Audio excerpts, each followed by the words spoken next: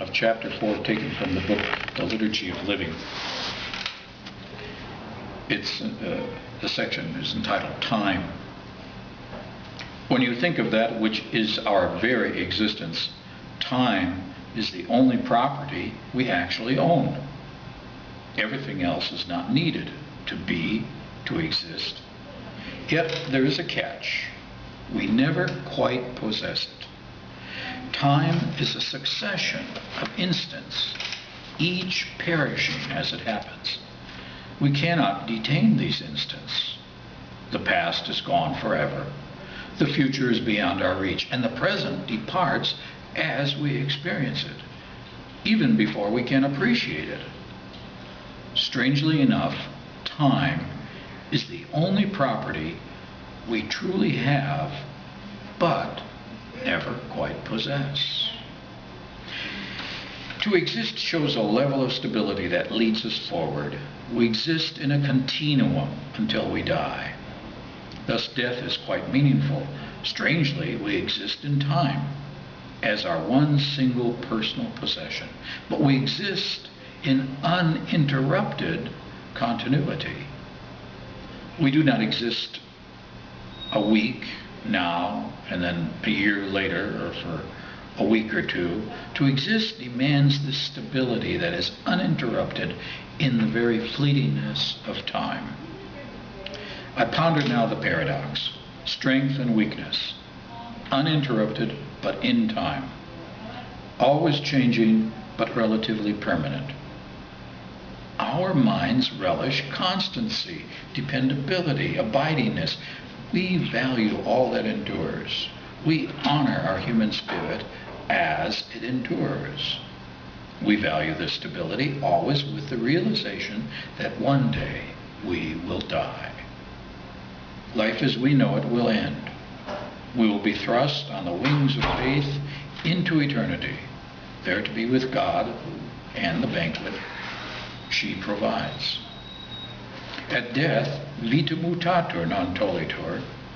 In other words, life is changed, it's not taken away. We now move to a continuity that never ends in death. That realization is part of the gift of heaven.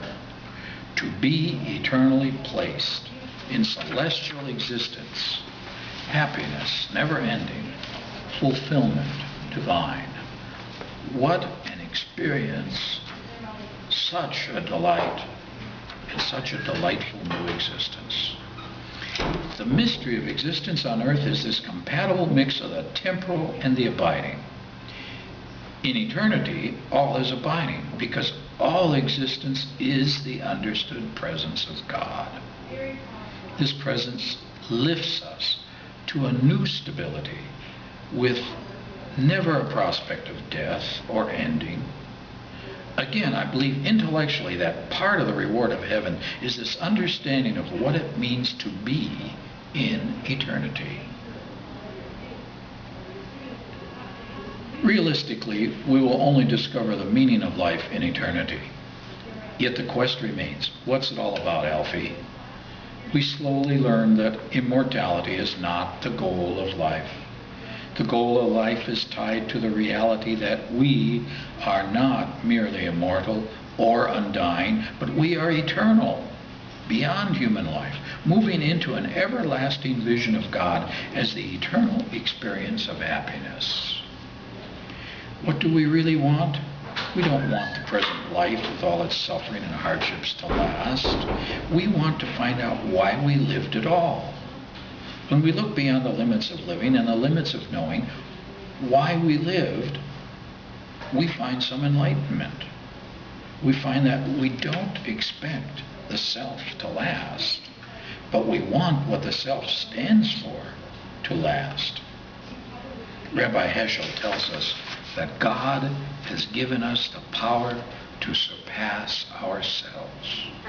Our unique human gifts are a string of potential powers, a concatenation of possibilities to honor our dignity as we walk into the halls of eternity. Our unique human dignity allows us to compose a song of joyful living that moves forward into eternity where only God fully understands the music. Later we get to understand it too when we enter into the eternal environs of divine hospitality.